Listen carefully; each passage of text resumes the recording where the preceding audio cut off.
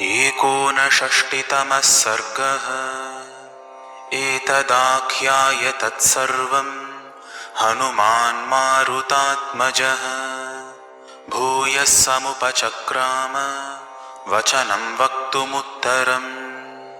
सफलो राघवोद्योगः सुग्रीवस्य च सम्भ्रमः शीलमासाद्य सीताय मम च प्रवणं मनः। तपसा धारयेल्लोकान् क्रुद्धो वा निर्दहेदपि सर्वथाति प्रवृद्धोऽसौ रावणो राक्षसाधिपः।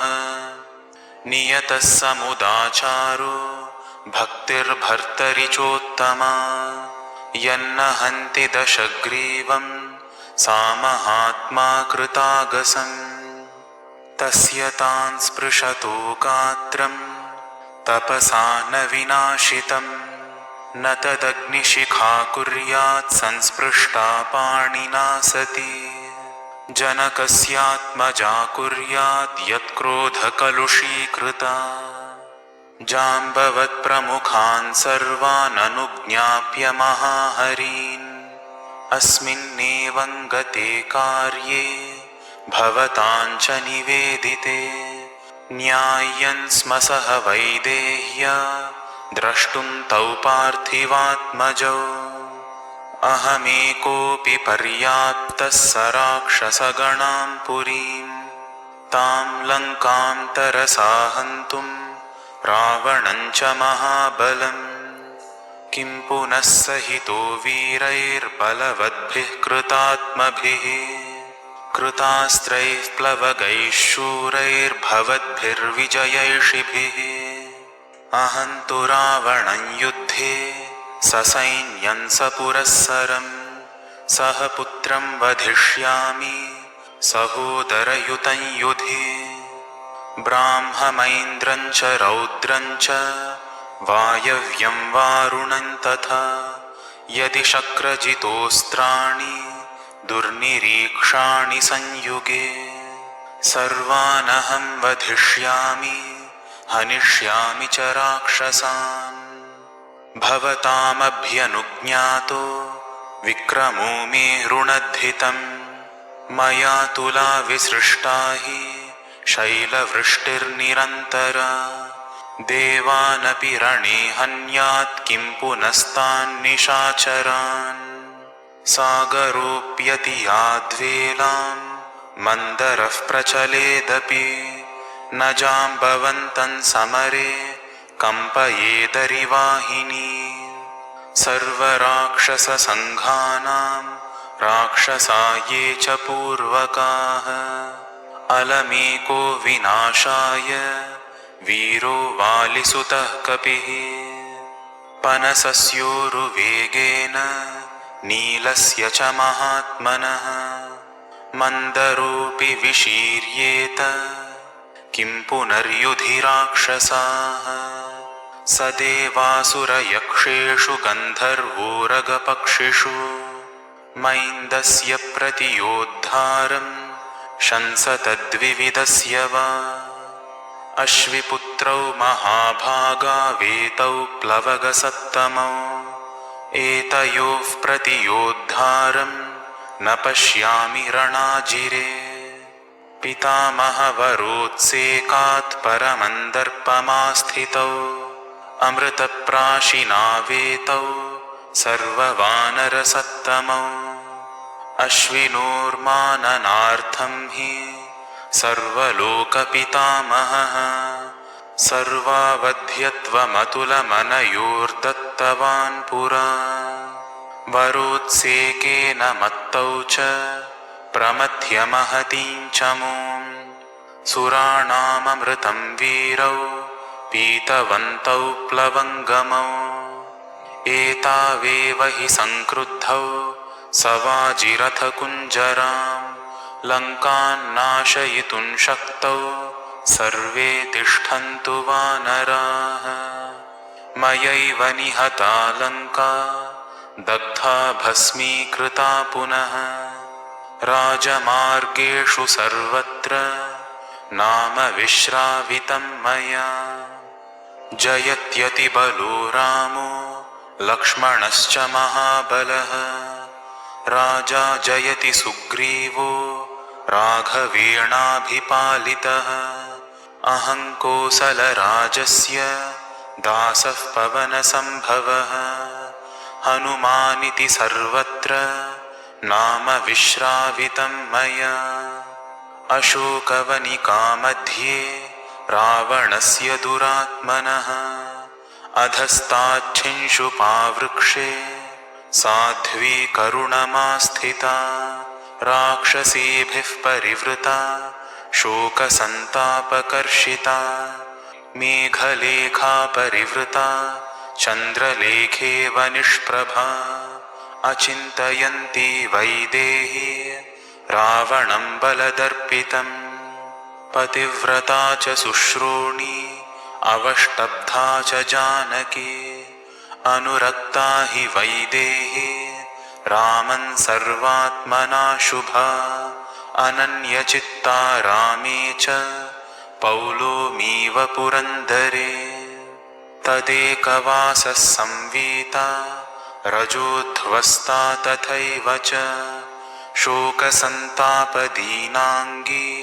सीता भर्तृहिते रता सा मया राक्षसी मध्ये तर्ज्यमाना मुहुर्मुहुः राक्षसीभिर्विरूपाभिर्दृष्टा हि प्रमदावने एकवेणीधरा दीना भर्तृचिन्तापरायणा अधशय्या विवर्णाङ्गी पद्मिनीव हिमागमे रावणाद्विनिवृत्तार्था मर्तव्यकृतनिश्चया कथञ्चिन्मृगशावाक्षी विश्वासमुपपादिता ततः सम्भाषिता चैव सर्वमर्थं च दर्शिता रामसुग्रीवसख्यं च श्रुत्वा प्रीतिमुपागता नियतः समुदाचारो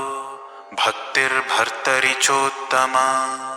यन्न हन्ति दशग्रीवं समहात्मा कृतागसम् निमित्तमात्रं रामस्तु वधे तस्य भविष्यति सा प्रकृत्यैव तन्वङ्गी तद्वियोगाच्च कर्षिता प्रतिपत्पाठशीलस्य विद्येव तनुताङ्गता एवमास्ते महाभाग सीता शोकपरायणा यदत्र प्रतिकर्तव्यं तत्सर्वमुपपाद्यताम् इत्यार्षे श्रीमद् रामायणे सुन्दरकाण्डे 59तमः सर्गः। 60तमः सर्गः। तस्य तद्वचनं श्रुत्वा वालिसूनुरभाषत अयुक्तं तु विना देवीं दृष्टवद्भिश्च वानराः समीपं गन्तुमस्माभिः राघवस्य महात्मनः दृष्टा देवी न चानीता इति तत्र निवेदनम् अयुक्तमिव पश्यामि भवद्भिः ख्यातविक्रमैः न हि नः प्लवने कश्चिन्नापि कश्चित् पराक्रमे तुल्यः सामरदैत्येषु लोकेषु हरिसत्तमाः तेष्वेवं हतवीरेषु राक्षसेषु हनूमता किमन्यदत्र कर्तव्यं गृहीत्वा यामजानकीं तमेवं कृतसङ्कल्पं जाम्बवान् हरिसत्तमः उवाच परमप्रीतो वाक्यमर्थवदर्थवित् नानेतुं कपिराजेन नैव रामेण धीमता कथञ्चिन्निर्जितान् सीतामस्माभिर्नाभिरोचयेत् राघवो नृपशार्दूलः कुलं व्यपदिशन् स्वकम् प्रतिज्ञाय स्वयं राजा सीता विजयमग्रतः सर्वेषां कपि मुख्यानां कथं मिथ्या करिष्यति विफलं कर्म च कृतं भवेत् तुष्टिर्न तस्य च वृथा च दर्शितं वीर्यं भवेत् वानरपुङ्गवाः तस्मात् गच्छाम वै सर्वे यत्र रामः स लक्ष्मणः सुग्रीवश्च महातेजाः कार्यस्यास्य निवेदने न तावदेषामतिरक्षमाणो यथा भवान् पश्यति राजपुत्र यथा तु रामस्य मतिर्निविष्टा तथा भवान् पश्यतु कार्यसिद्धिम् इत्यार्षे श्रीमद् रामायणे सुन्दरकाण्डे षष्टितमः सर्गः। एकषष्टितमः सर्गः।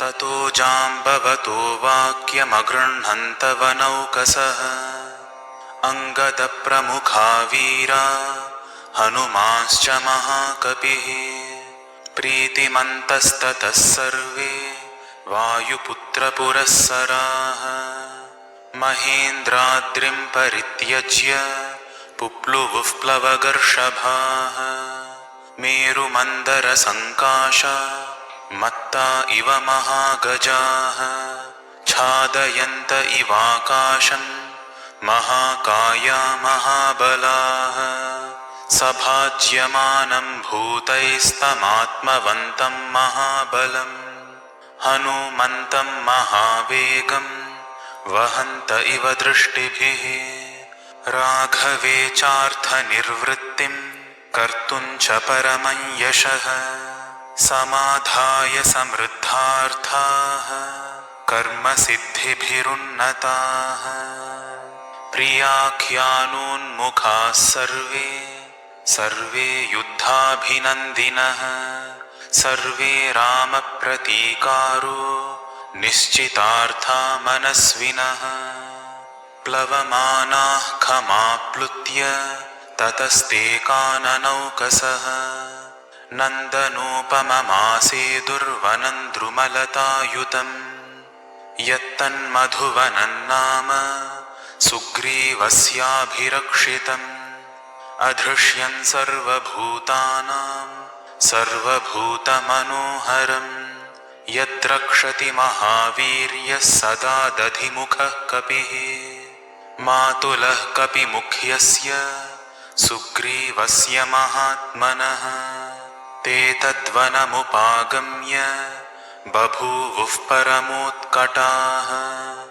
वानरा वानरेन्द्रस्य मनः कान्ततमं महत् ततस्ते वानरा हृष्टा दृष्ट्वा मधुवनं महत् कुमारमभ्ययाचन्त मधूनि मधुपिङ्गळाः ततः कुमारस्तान् वृद्धान् जाम्बवत्प्रमुखान् कपीन् अनुमान्य ददौ तेषां विसर्गं मधुभक्षणे ततश्चानुमताः सर्वे सम्प्रहृष्टा वनौकसः मुदिताः प्रेरिताश्चापि प्रनृत्यन्तो भवंस्ततः गायन्ति केचित् प्रणमन्ति केचिन्नृत्यन्ति केचित् प्रहसन्ति केचित् पतन्ति केचित् विचरन्ति केचित् प्लवन्ति केचित् प्रलपन्ति केचित्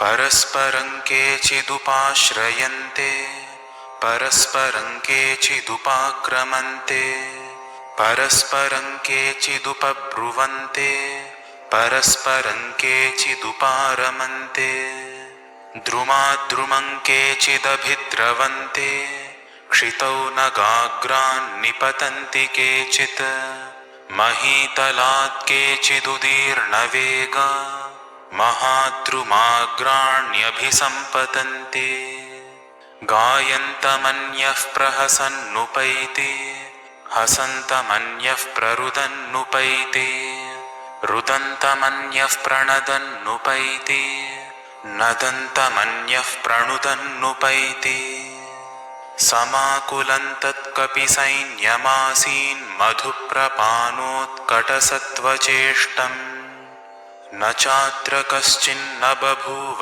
मत्तो न चात्र कश्चिन्न बभूव तृप्तः ततो वनं तत्परिभक्ष्यमाणं द्रुमांश्च विध्वंसितपत्रपुष्पान् समीक्ष्य कोपाद्दधिवक्त्रनामा निवारयामास कपिः कपींस्तान् सतैः प्रवृद्धैः परिभर्त्स्यमानो वनस्य गोप्ता हरिवीरवृद्धः चकार भूयो मतिमुग्रतेजा वनस्य रक्षां प्रतिभ्यः उवाच कांश्चित् परुषाणि धृष्टमसक्तमन्याश्च तलैर्जघान समेत्य कैश्चित् कलहं चकार तथैव साम्नोपजगाम कांश्चित् सतैर्मदात् सम्परिवार्य वाक्यैर्बलाच्च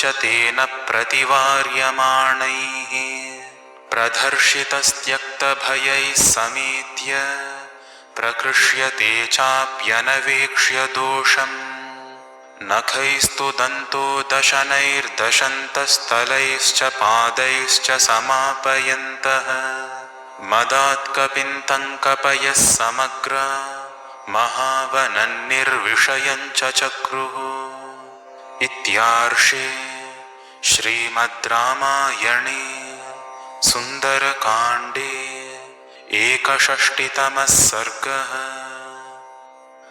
62तमः सर्गः।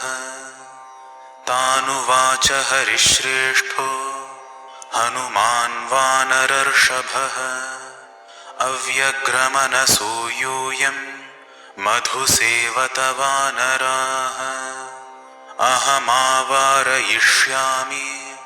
युष्माकं परिपन्थिनः श्रुत्वा हनुमतो वाक्यं हरीणां प्रवरोऽङ्गदः प्रत्युवाच प्रसन्नात्मा पिबन्तु हरयो मधु अवश्यं कृतकार्यस्य वाक्यं हनुमतो मया अकार्यमपि कर्तव्यं किमङ्गपुनरीदृशम् अङ्गदस्य मुखात् श्रुत्वा वचनं वानरर्षभाः साधु साध्विति संहृष्टा वानराः प्रत्यपूजयन् पूजयित्वाङ्गदं सर्वे वानरा वानरर्षभं जग्मुर्मधुवनं यत्र नदी वेगा इव द्रुतम् ते प्रविष्टा मधुवनं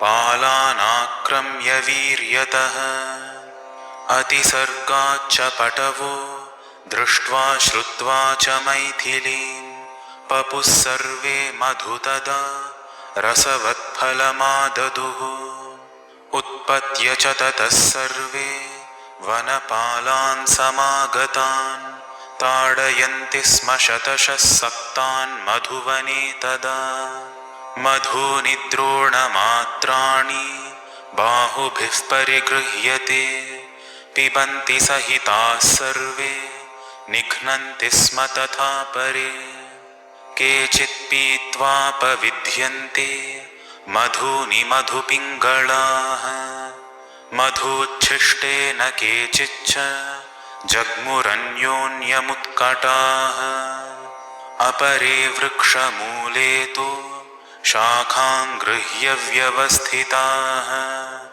अत्यर्थञ्च मदग्लानाः पर्णान्यास्तीर्यशेरते उन्मत्तभूताः प्लवगा मधुमत्ताश्च हृष्टवत् क्षिपन्ति च तथान्योन्यं स्खलन्ति च तथा परे केचित् क्ष्वेलां प्रकुर्वन्ति केचित् कूजन्ति हृष्टवत् हरयो मधुना मत्ताः केचित् सुप्ता महीतले कृत्वा किञ्चिद्धसन्त्यन्ये केचित् कुर्वन्ति चेतरत् कृत्वा किञ्चिद्वदन्त्यन्ये केचिद्बुध्यन्ति चेतरत् येऽप्यत्र मधुपाला स्युः प्रेष्यादधिमुखस्य तु तेऽपि तैर्वानरैर्भीमैः प्रतिषिद्धा दिशो गताः जानुभिस्तु प्रकृष्टाश्च देवमार्गं च दर्शिताः अब्रुवन् परमोद्विग्ना गत्वा दधिमुखं वचः हनुमता दत्तवरैर्हतं मधुवनं बलात् वयं च जानुभिः कृष्टा देवमार्गं च दर्शिताः ततो दधिमुखः क्रुद्धो वनपस्तत्र वानरः हतं मधुवनं श्रुत्वा सान्त्वयामास तान् हरीन् इहागच्छत गच्छामो वानरान् बलदर्पितान् बलेन वारयिष्यामो मधुभक्षयतो वयम् श्रुत्वा दधिमुखस्येदं वचनं वानरर्षभाः पुनर्वीरा मधुवनं तेनैव सहसा ययुः मध्ये चैषां दधिमुखः प्रगृह्य तरसा तरुं समभ्यधावद्वेगेन ते च सर्वे प्लवङ्गमाः ते शिलाः पादपांश्चापि पर्वतांश्चापि वानराः गृहीत्वाभ्यगमन् क्रुद्धा यत्र ते कपिकुञ्जराः ते स्वामि वचनं वीरा हृदयेष्ववसज्य तत् त्वरया ह्यभ्यधावन्त सालतालशिलायुधाः वृक्षस्थांश्च तलस्थांश्च वानरान् बलदर्पितान् अभ्यक्रामंस्ततो वीराः पालास्तत्र सहस्रशः अथ दृष्ट्वा दधिमुखं क्रुद्धं वानरपुङ्गवाः अभ्यधावन्त वेगेन हनुमत्प्रमुखास्तदा तंसवृक्षं महाबाहुमापतन्तं महाबलम् आर्यकं प्राहरत्तत्र बाहुभ्यां कुपितोऽङ्गदः मदान्धश्च न वेदैनमार्यकोऽयं ममेति सः अथैनं निष्पिपेशाशु वेगवद्वसुधातले स भग्नबाहुरुभुजो विह्वलः शोणितोक्षितः मुमोह सहसा वीरो मुहूर्तं कपिकुञ्जरः ससमाश्वस्य सहसा संक्रुद्धो राजमातुलः वानरान् वारयामास दण्डेन मधुमोहितान् स कथञ्चिद्विमुक्तस्तैर्वानरैर्वानरर्षभः उवाचैकान्तमाश्रित्य भृत्यान् स्वान् समुपागतान् एते तिष्ठन्तु गच्छामो भर्ता नो यत्र वानरः सुग्रीवो विपुलग्रीवः सह रामेण तिष्ठति सर्वं चैवाङ्गदे दोषं श्रावयिष्यामि पार्थिवे अमर्षि वचनं श्रुत्वा घातयिष्यति वानरान् इष्टं मधुवनं ह्येतत् पार्थिवस्य महात्मनः पितृपैतामहं दिव्यं देवैरपि दुरासदं स वानरानिमान् सर्वान् मधुलुब्धान् गतायुषः घातयिष्यति दण्डेन सुग्रीवः सुहृज्जनान् वध्याह्येते दुरात्मानो नृपाज्ञापरिभाविनः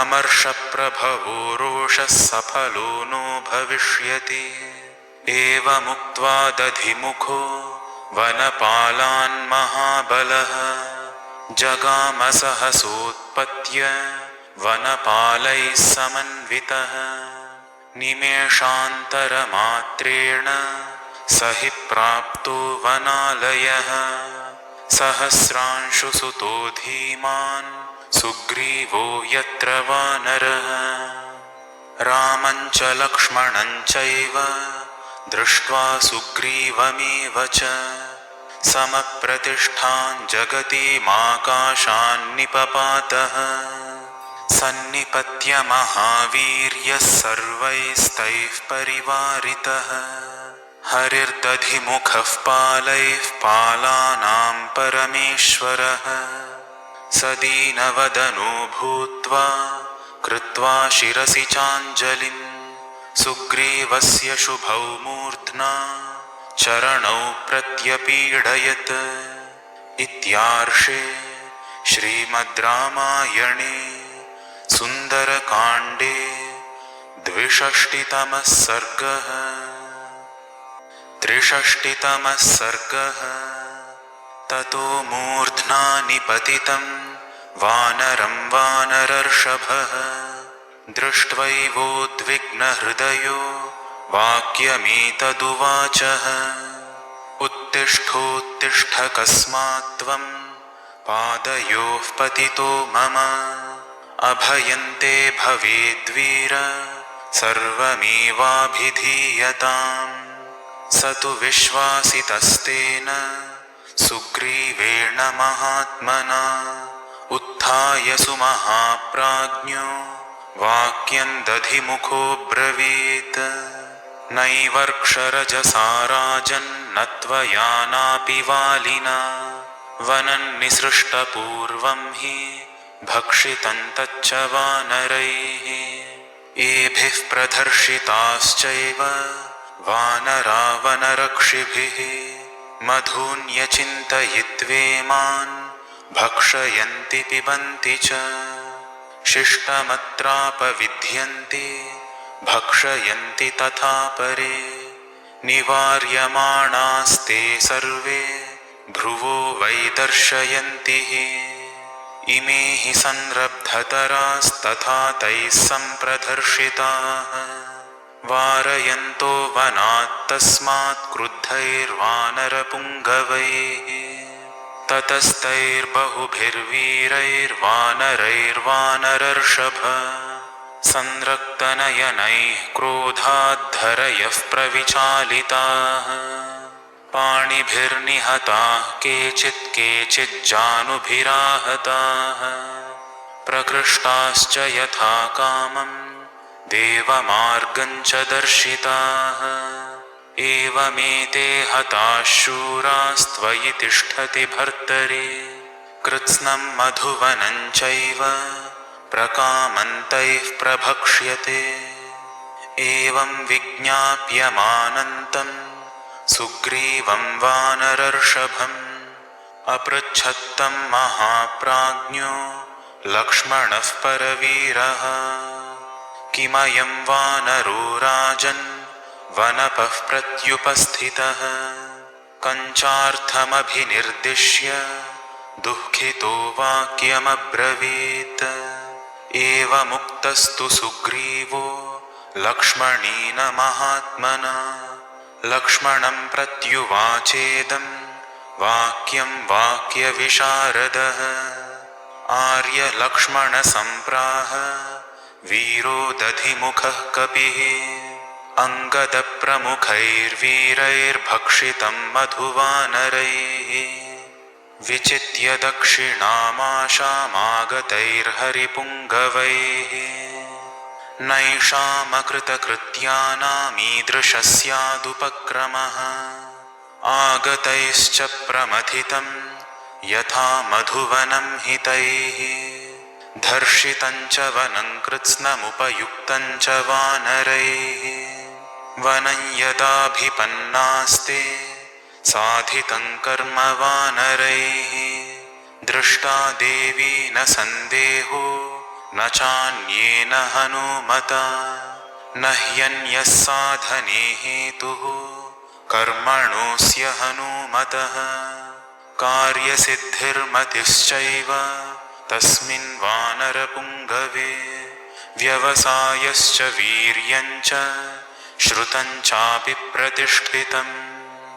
जाम्बवान् यत्र नेता स्यादङ्गदश्च महाबलः हनुमांश्चाप्यधिष्ठाता न तस्य गतिरन्यथा अङ्गदप्रमुखैर्वीरैर्हतं मधुवनं किल वारयन्तश्च सहितास्तथा जानुभिराहताः एतदर्थमयं प्राप्तो वक्तुं मधुरवागिह नाम्ना दधिमुखो नाम हरिः प्रख्यातविक्रमः दृष्टा सीता महाबाहो सौमित्रे पश्य तत्त्वतः अभिगम्य तथा सर्वे पिबन्ति मधुवानराः न चाप्यदृष्ट्वा वैदेहीं विश्रुताः पुरुषर्षभ वनं दत्तवरं दिव्यं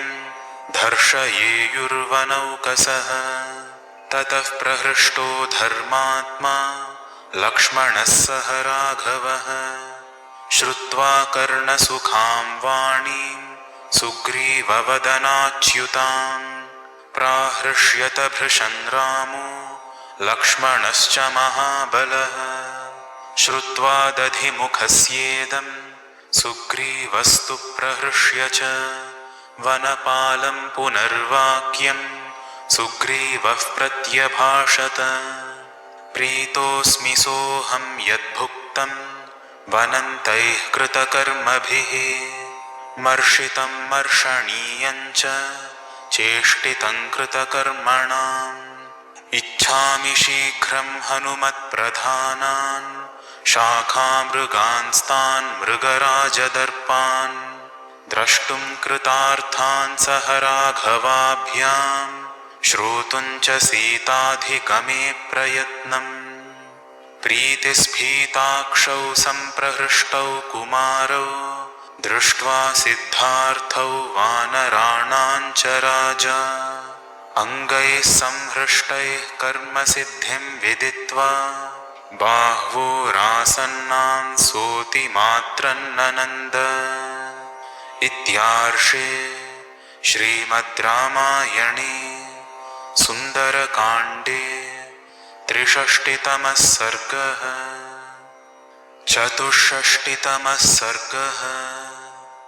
सुग्रीवेणैव मुक्तस्तो हृष्टो दधिमुखः कपिः राघवन् लक्ष्मणं चैव सुग्रीवं चाभ्यवादयत् सप्रणम्य च सुग्रीवं राघवौ च महाबलौ वानरैः सहितः शूरैर्दिवमेवोत्पपातः स यथैवागतः पूर्वं तथैव त्वरितं गतः निपत्य गगनाद् भूमौ तद्वनं प्रविवेशः सप्रविष्टो मधुवनं ददर्श हर्योथपान् विमदानुत्थितान् सर्वान् मेहमानान् मधुदकम् सतानुपागमद्वीरो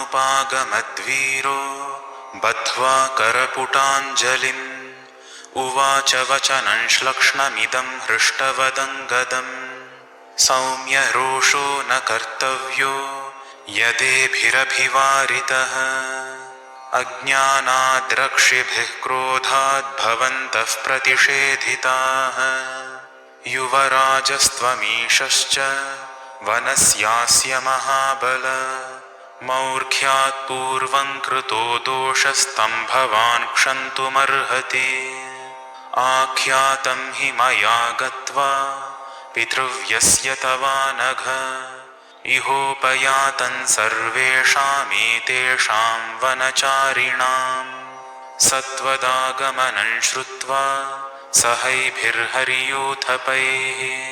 प्रहृष्टो न तु रुष्टोऽसौ वनं श्रुत्वा प्रदर्शितं प्रहृष्टो मां पितृव्यस्ते सुग्रीवो वानरेश्वरः शीघ्रं प्रेषय सर्वांस्तानिति होवाच पार्थिवः श्रुत्वा दधिमुखस्यैतद्वचनं श्लक्ष्णमङ्गदः अब्रवीत्तान् हरिश्रेष्ठो वाक्यं वाक्यविशारदः शङ्के श्रुतोऽयं वृत्तान्तो रामेण हरियूथपाः तत्क्षमन्नेह न स्थातुं कृते कार्ये परन्तपाः पीत्वा मधु यथा कामं विश्रान्तावनचारिणः किंशेषं गमनं तत्र सुग्रीवो यत्र मे गुरुः सर्वे यथा मां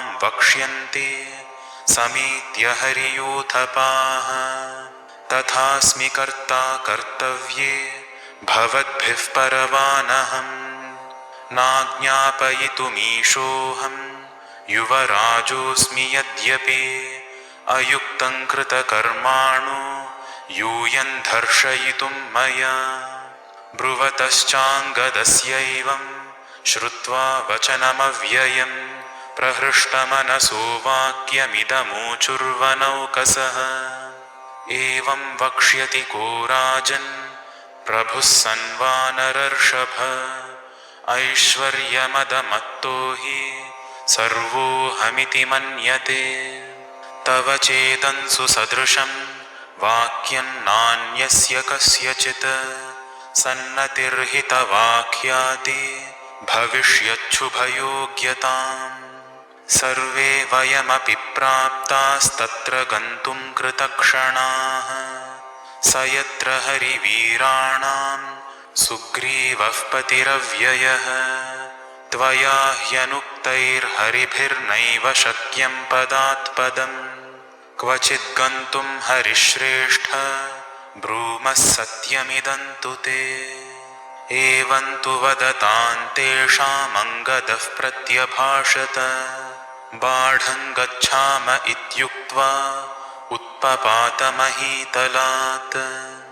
उत्पतन्तमनूत्पेतुः सर्वे ते हरियूथपाः कृत्वा काशन्निराकाशं यन्त्रोत्क्षिप्ता इवाचलाः तेऽम्बरं सहसोत्पत्य वेगवन्तः प्लवङ्गमाः विनदन्तो महानादं घनावातेरिता यथा अङ्गदेह्यननुप्राप्ते सुग्रीवो वानराधिपः उवाच शोकोपहतं रामं कमललोचनं समाश्वसि हि भद्रन्ते दृष्टा देवी न संशयः नागन्तुमिह शक्यन्तैरतीते समये हिनः न मत्सकाशमागच्छेत् कृत्ये हि विनिपातिते युवराजो महाबाहुः प्लवतां प्रवरोऽङ्गदः यद्यप्यकृतकृत्यानामीदृशः स्यादुपक्रमः भवेत् स दीनवदनो भ्रान्तविप्लुतमानसः पितृपैतामहं चैतत्पूर्वकैरभिरक्षितं न मे मधुवनं हन्यादहृष्टः प्लवगेश्वरः कौसल्या सुप्रजा राम समाश्वसि हि सुव्रत दृष्टा देवी न सन्देहो न चान्येन हनूमता न ह्यन्यः कर्मणो हेतुः साधनेस्य हनूमतः हनूमतिः सिद्धिश्च मतिश्च मतिसत्तमा व्यवसायश्च वीर्यञ्च सूर्ये तेज इव ध्रुवम् जाम्बवान् यत्र नेता स्यादङ्गदश्च बलेश्वरः हनुमांश्चाप्यधिष्ठाता न तस्य गतिरन्यथा मा भूश्चिन्ता समायुक्तः सम्प्रत्यमितविक्रम ततः किल किलाशब्दं शुश्रावासन्नमम्बरे हनुमत्कर्मदृप्तानां नर्दताङ्काननौकसां किष्किन्धामुपयातानां सिद्धिं कथयतामिव ततः श्रुत्वा निनादं तं कपीनां कपिसत्तमः आयताञ्चितलाङ्गूलः सोऽभवद्धृष्टमानसः आजग्मुस्तेऽपि हरयो रामदर्शनकाङ्क्षिणः अङ्गदं पुरतः कृत्वा हनुमन्तं च वानरम् तेऽङ्गदप्रमुखा वीराः प्रहृष्टाश्च मुदान्विताः निपेतुर्हरिराजस्य समीपे राघवस्य च हनुमांश्च महाबाहुः प्रणम्य शिरसा ततः नियतामक्षतां देवीं राघवाय न्यवेदयत् दृष्टा देवीति हनुमद्वदनादमृतोपमम् आकर्ण्यवचनं रामो हर्षमापस लक्ष्मणः निश्चितार्थं ततस्तस्मिन् सुग्रीवः पवनात्मजे लक्ष्मणः प्रीतिमान् प्रीतं बहुमानादवैक्षत प्रीत्या च रममाणोऽथ राघवः परवीरः बहुमानेन महता हनुमन्तमवैक्षत।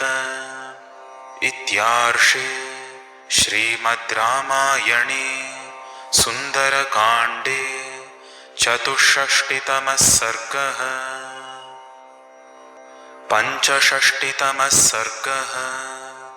ततः प्रस्रवणं शैलं ते गत्वा चित्रकाननं प्रणम्य शिरसा रामं लक्ष्मणं च महाबलं युवराजं पुरस्कृत्य सुग्रीवमभिवाद्य च प्रवृत्तिमथ सीतायाः प्रवक्तुमुपचक्रमुः रावणान्तःपुरेरोधं राक्षसीभिश्च तर्जनं रामे समनुरागञ्च यश्चायं समयः कृतः एतदाख्यान्ति ते सर्वे हरयो रामसन्निधौ वैदेहीमक्षतां श्रुत्वा रामस्तूत्तरमब्रवीत् क्व सीता वर्तते देवी कथं च मयि वर्तते एतन्मे सर्वमाख्यात वैदेहीं प्रति वानराः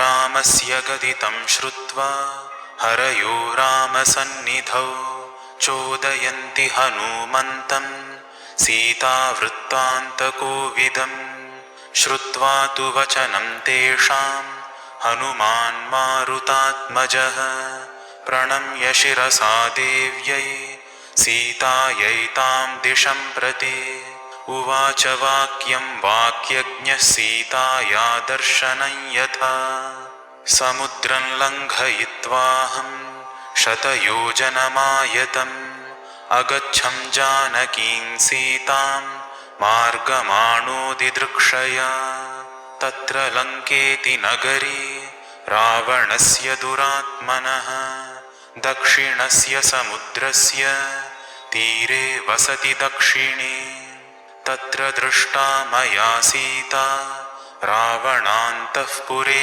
सति सन्न्यस्य त्वयि जीवन्ति रामा राममनोरथम् दृष्टा मे राक्षसी मध्ये तर्ज्यमाना मुहुर्मुहुः राक्षसीभिर्विरूपाभिरक्षिता प्रमदावने दुःखमापद्यते देवी तथा दुःखोचिता सती रावणान्तःपुरे रुद्धा राक्षसीभिः सुरक्षिता एकवेणीधरा दीना त्वयि चिन्तापरायणा अधशय्या विवर्णाङ्गी पद्मिनीव हिमागमे रावणाद्विनिवृत्तार्था मर्तव्यकृतनिश्चया देवी कथञ्चित् काकुत्स्थ त्वन्मना मार्गिता मया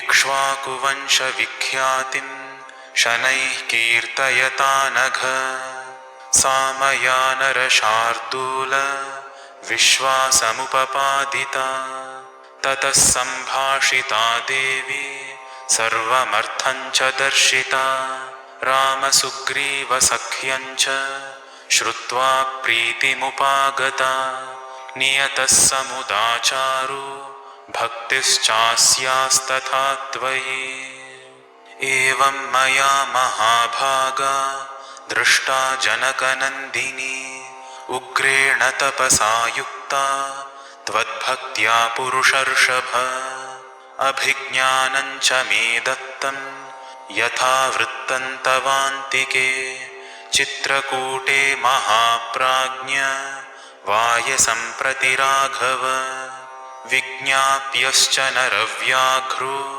रामो वायुसुतत्वया अखिलेनेह यदृष्टमिति मामाह जानकी अयं चास्मै प्रदातव्यो यत्नात् सुपरिरक्षितः ब्रुवता वचनान्येवं सुग्रीवस्योपशृण्वतः एष चूडामणिः श्रीमान् मया सुपरिरक्षितः मनःशिलायास्तिलको गण्डपार्श्वे निवेशितः त्वया प्रनष्टे तिलके तं किल स्मर्तुमर्हसि एवं निर्यातितः श्रीमान् मया ते वारिसम्भवः एतं दृष्ट्वा प्रमोदिष्ये व्यसने त्वामिवानघ जीवितं धारयिष्यामि मासं दशरथात्मज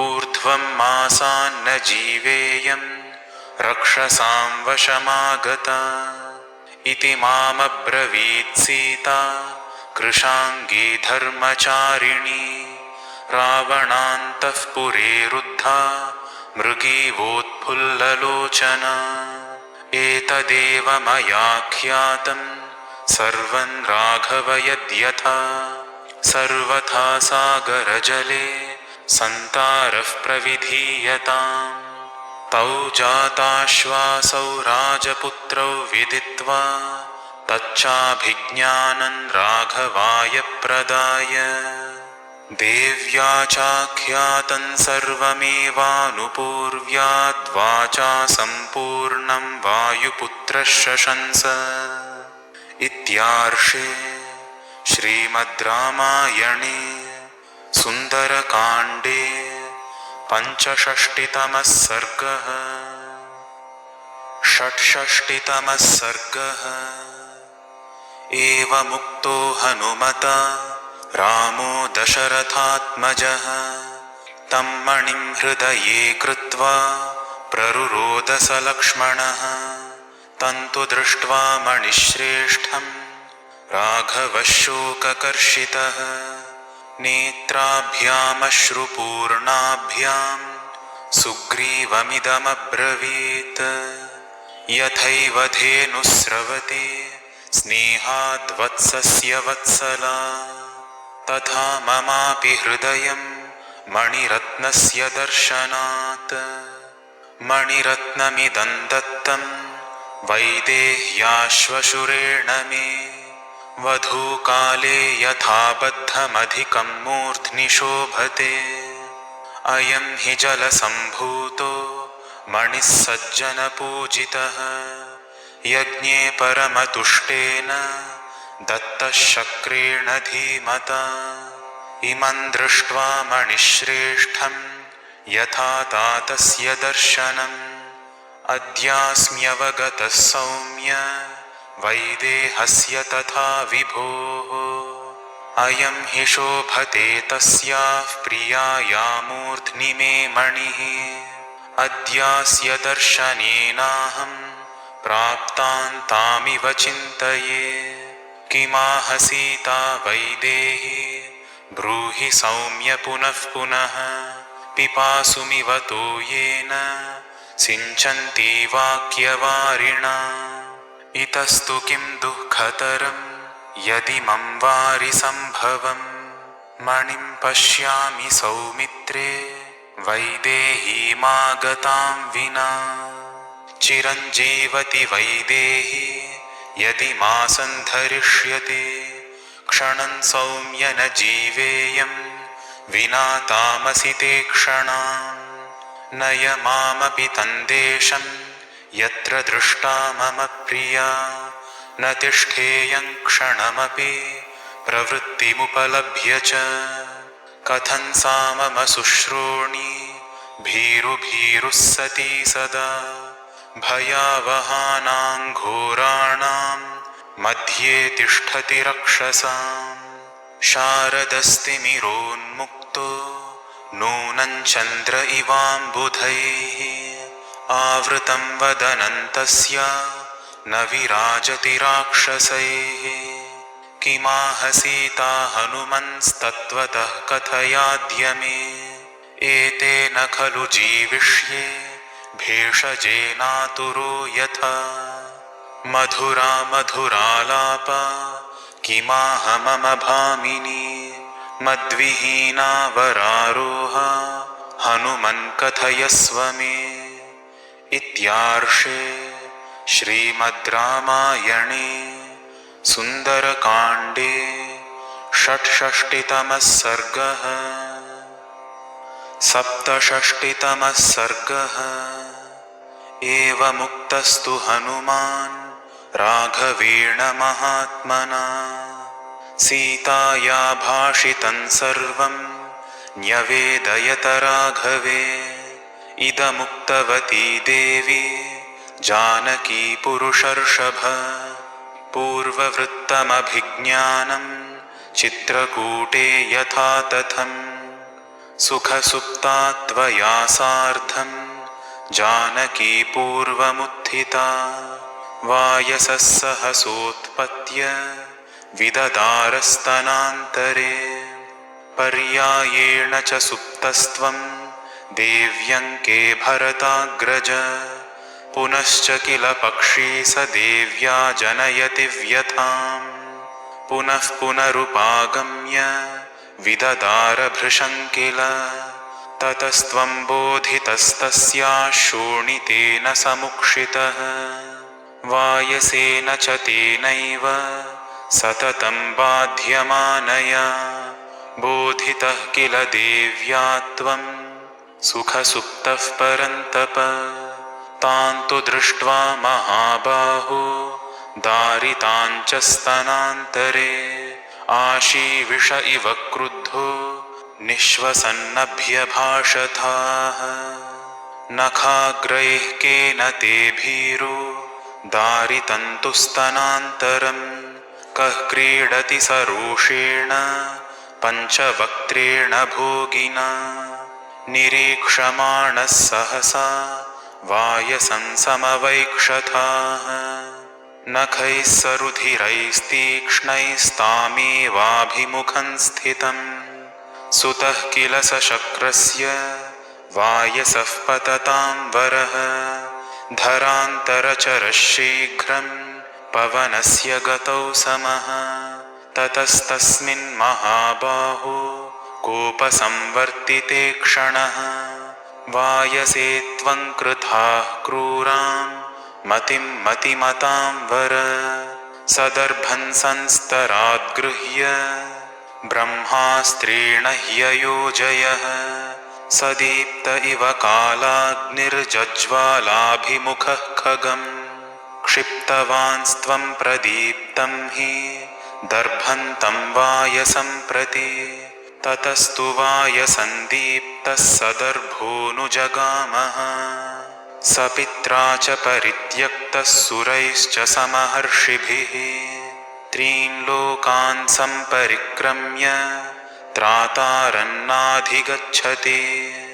पुनरेवागतस्त्रस्तस्त्वत्सकाशमरिन्दम सतन्निपतितं भूमौ शरण्यः शरणागतं वधार्हमपि काकुत्स्थ कृपया पर्यपालयः मोघमस्त्रन्न शक्यन्तु कर्तुमित्येव राघव भवांस्तस्याक्षिकाकस्य हिनस्ति स्म सदक्षिणम् रामत्वान् स नमस्कृत्य राज्ञे दशरथाय च विसृष्टस्तु तदाकाक प्रतिपेदे स्वमालयम् एवमस्त्रविदान् श्रेष्ठः सत्त्ववान् शीलवानपि किमर्थमस्त्रं रक्षस्सु न योजयति राघवः न नागानापि गन्धर्वा नासुरा न मरुद्गणाः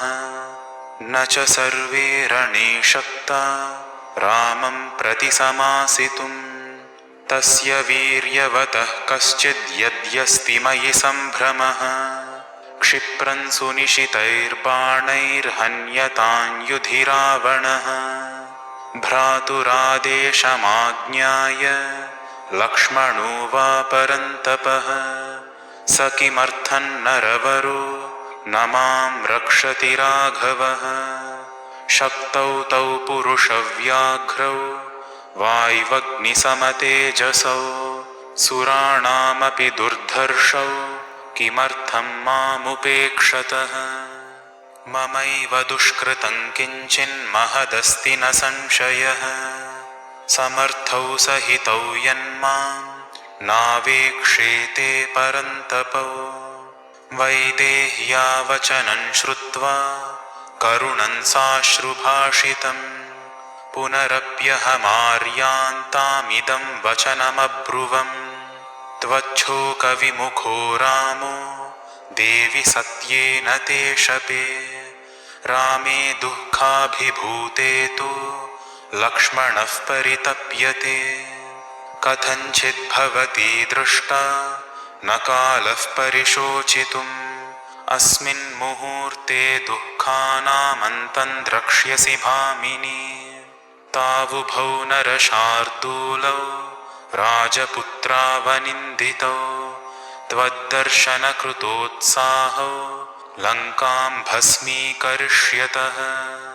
हत्वा च समरे रौद्रं रावणं सह बान्धवं राघवस्त्वां वरारोहे स्वां पुरीं नयते ध्रुवम्।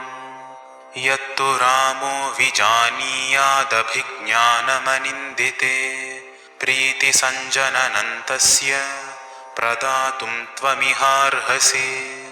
साभिवीक्ष्य दिशः सर्वा वेण्युद्ग्रथनमुत्तमं मुक्त्वा वस्त्राद्ददौ मह्यं मणिमेतं महाबल। प्रतिगृह्य मणिं दिव्यं तव हेतो रघोद्वः शिरसा तां प्रणम्यार्यामहमागमने त्वरे। गमने च कृतोत्साहमवेक्ष्य वरवर्णिनि विवर्धमानं च हि मामुवाच जनकात्मजा। अश्रुपूर्णमुखी दीना बाष्पसन्दिग्धभाषिणी ममोत्पतनसम्भ्रान्ता शोकवेगसमाहता। हनुमन्सिंहसङ्काशौ तावुभौ रामलक्ष्मणौ सुग्रीवं च सहामात्यं सर्वान् ब्रूयाह्यनामयम्। यथा च स महाबाहुर्मां तारयति राघवः अस्माद्दुःखाम्बुसंरोधात् त्वं समाधातुमर्हसि। इमं च तीव्रं मम शोकवेगं रक्षोभिरेभिः परिभर्त्सनं च ब्रूयास्तु रामस्य गतः समीपं शिवश्च तेध्वास्तु हरिप्रवीर। एतत्तवार्या नृपराजसिंह सीतावचः प्राह विषादपूर्वम्। एतच्च बुद्ध्वा गदितं मया त्वं श्रद्धत्स्व सीतां कुशलां समग्राम्। इत्यार्षे श्रीमद् रामायणे सुन्दरकाण्डे सप्तषष्टितमः सर्गः। अष्टषष्टितमः सर्गः। अथाहमुत्तरं देव्या पुनरुक्तः स सम्भ्रमम् तव स्नेहान्नरव्याघ्र सौहार्दादनुमान्य वै। एवं बहुविधं वाच्यो रामो दाशरथिस्त्वया यथा मामाप्नुयाच्छीघ्रं हत्वा रावणमाहवे। यदि वा मन्यसे वीर वसैकाहमरिन्दम कस्मिंश्चित् संवृते देशे विश्रान्तश्वो गमिष्यसि। मम चाप्यल्पभाग्यायाः सान्निध्यात्तव वानर अस्य शोकविपाकस्य मुहूर्तं स्याद्विमोक्षणम् गते हि त्वयि विक्रान्ते पुनरागमनाय वै प्राणानामपि सन्देहो मम स्यान्नात्र संशयः तवादर्शनजः शोको भूयो मां परितापयेत् दुःखाद्दुःखपराभूतां दुर्गतां दुःखभागिनीम् अयं च वीरसन्देहस्तिष्ठतीव ममाग्रतः सुमहास्त्वत्सहायेषु हरिवृक्षेषु हरीश्वर कथं नु खलु दुष्पारं तरिष्यन्ति महोदधिम् तानि हरिवृक्षसैन्यानि तौ वानरवरात्मजौ त्रयाणामेव भूतानां सागरस्यास्य लङ्घने शक्तिः स्याद्वै न ते यस्य वायुर्वातववानघ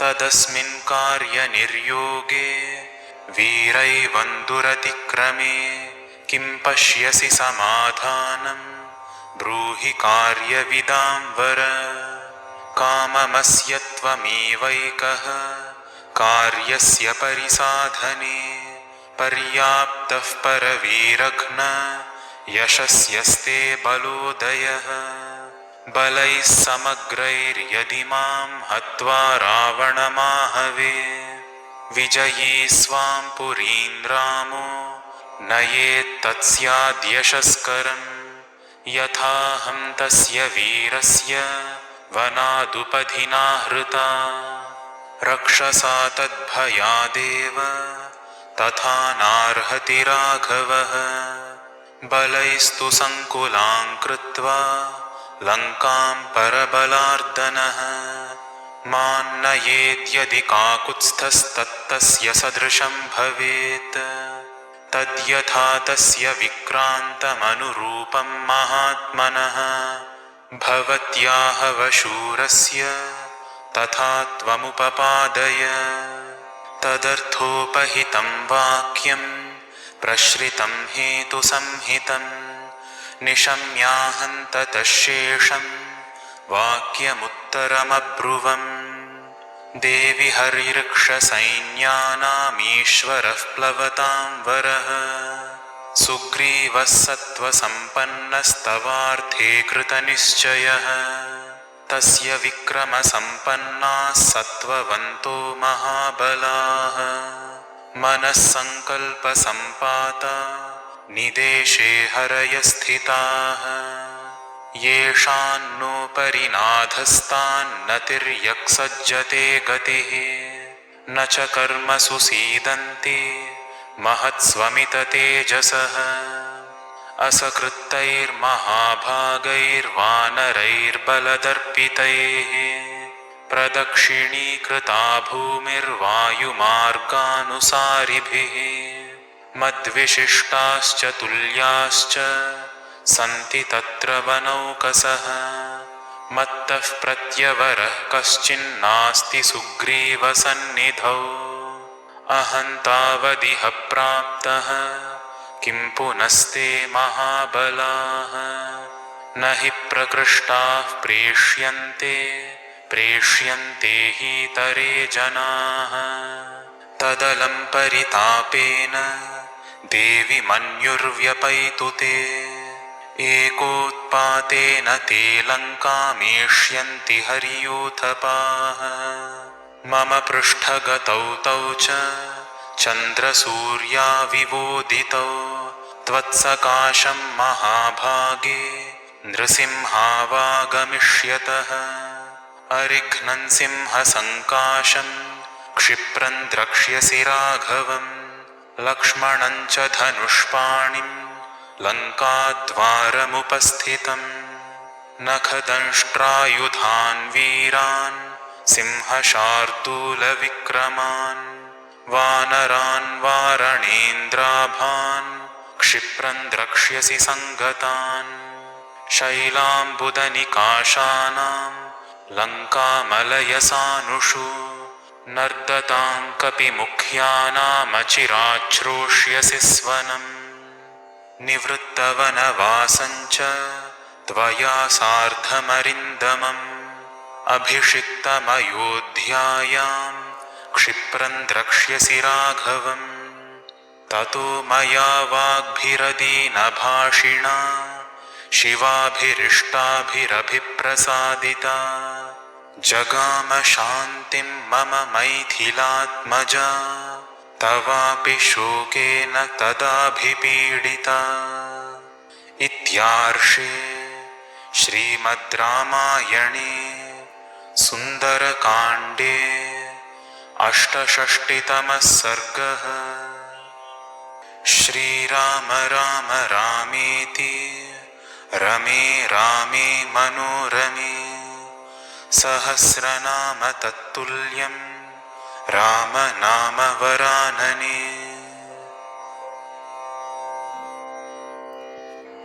जय श्री राम।